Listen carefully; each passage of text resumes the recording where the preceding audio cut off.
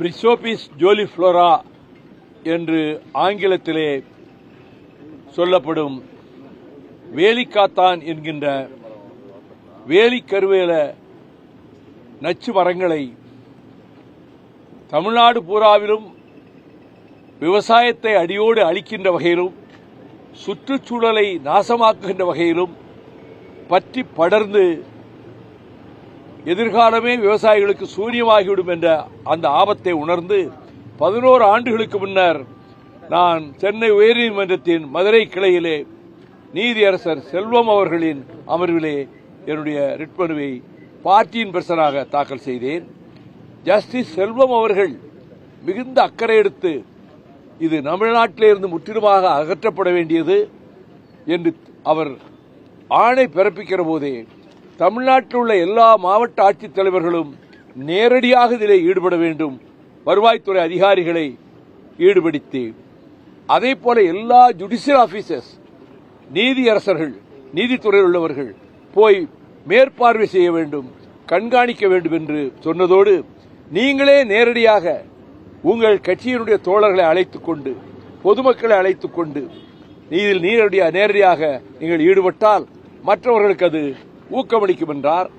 அதுபோல 9 மாவட்டங்களில் காலை 7 முதல் இரவு 7 மணி வரையிலும் கடப்பாறை, ரம்பம், அதை வேரோடு கிள்ளி எறிவதற்கு தேவையான சாதனங்கள் அவற்றை வைத்துக் கொண்டு நான் ஈடுபட்டேன்.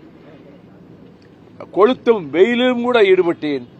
மிகவும் அதை வரவேற்றார். திரும்ப நான் நீதிமன்றத்துக்கு வந்தபோது பிறகு ஐடிஐ எங்க கவர்னர் மாளிகையை சுற்றி இருக்க இடத்துல இருக்க மான்கள்லாம் இது சீமக்கர்களை அகற்றிட்டா மான்கள்லாம் உயிரோடு இருக்க முடியாது என்று அறிவுக்கு பொருத்தமில்லாத வாதத்தை வைத்து ஒரு ஸ்டே வாங்கினாங்க.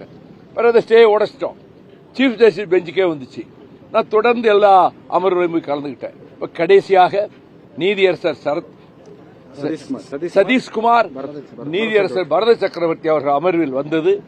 கடந்த முறை ஏற்கனவே போடப்பட உத்தேசித்துள்ள ஆணைகளோடு இன்னென்ன திட்டங்களை எல்லாம் அதை செயல்படுத்த வேண்டும் என்று சஜஷன்ஸ் என்னுடைய ஆலோசனைகளை கொடுத்தேன். இன்றைக்கு நீதியரசர்கள் உங்கள் ஆலோசனைகள் அனைத்தும் ஏற்றுக்கொள்ளப்பட்டு இன்கார்பரேட் செய்யப்பட்டு விட்டது இந்த தீர்ப்பிலே என்று சொன்னார். அந்த முழு ஆணையும் கைக்கு வர இருக்கிறது. நான் அவரிடம் சொன்னேன், மொத்த தமிழ்நாடும் நீதியரசர்களே உங்களுக்கு நன்றி கடன் பட்டிருக்கிறது, தமிழ்நாட்டு மக்கள் உங்களுக்கு நன்றி கடன் பட்டிருக்கிறார்கள். I myself will involve in this என்றவர் என்னால் முடிந்த அளவுக்கு என்னோடு பலரையும் திரட்டிக் கொண்டு கிராமங்களுக்கு போய் இதை அகற்ற வேண்டும், அதில் ஈடுபடுவேன் என்று சொல்லியிருக்கிறேன். கேரளாவை நம்ம ஒரு எக்ஸாம்பிளா பின்பற்றலாம். அங்கே சீமக்கருவில் எங்கேயும் பார்க்க முடியாது. முளைக்கும் போதே தூர்ல இருந்து வேர்ல இருந்தே எடுத்து பிடிங்கி போட்டுருவாங்க அந்த ஸ்டேட்ல. அதனால ஆறுகள், நதிகள், தண்ணீர் வெள்ளமா ஓடுறது மட்டுமில்ல, இதை உள்ளே அவங்க பிரவேசிக்க விடல. ஆனால் இங்க 60ல கொண்டு வந்து இது விறகுக்கு பயன்படும் விதைச்சு, இப்ப யாரு விறகுக்கு பயன்படுத்த கிடையாது எந்த வீட்டிலையும். ஆனா ஆடு மாடுகள் அங்க போய் நிற்காது, சிறபிடிக்காது, பறவைகள் அதுல கூடு கட்டாது, முட்டையிடாது. இருக்கிற பிராணவாயெல்லாம் உறிஞ்சிட்டு கார்பன் டை ஆக்சைடு தான் அது வெளியிடும். 50 அடி 100 அடி ஆழத்துக்கு வேர்விடும். வேரோடு பிடுங்கி எரிந்தால் உடைய மேல்மட்டத்திலே வெட்டி போட்டால் ஒரு 20 நாளைக்குள்ள பழையபடி தழைச்சிரும். ஆகவே இதை முழுமையாக அனைவரும் ஈடுபட வேண்டும். இதிலே கட்சியெல்லாம் ஒன்றும் கிடையாது. தமிழ்நாட்டு சுற்றுச்சூழலையும் விவசாயத்தையும் காப்பாற்றுவதற்கு அனைவரும் எல்லா துறைகளில் இருப்பவர்களும் ஜுடிஷியல் ஆபீசர் சொல்லி நூற்றுக்கணக்கான வழக்கறிஞர்கள் இதிலே ஈடுபட்டார்கள். இதை அகற்றுகிற பணியில் எல்லா மாவட்டங்களிலும்.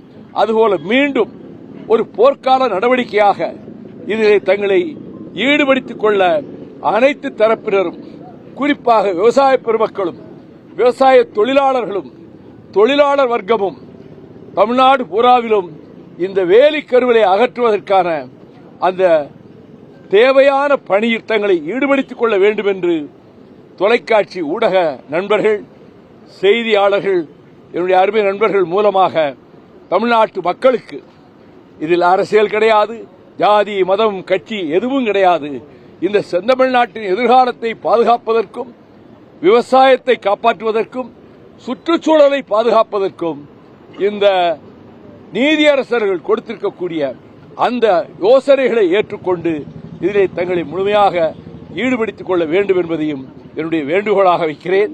எனக்கு இது மகிழ்ச்சிக்குரிய நாள்.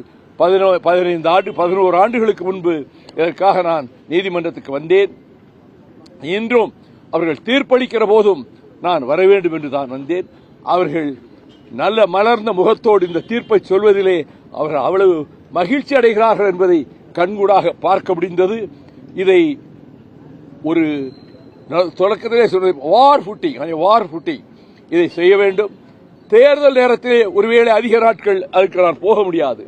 ஆனால் தேர்தல் முடிந்த பின்னரும் நான் என்னை பொறுத்தமட்டில் என் தோழர்கள் ஆங்காங்கு இதில் ஈடுபட செய்துவிட்டு நானே நேரடியாக களத்தில் இறங்கி இந்த பணியில் ஈடுபடுவேன் என்பதையும் நான் தெரிவித்துக் கொள்கிறேன்.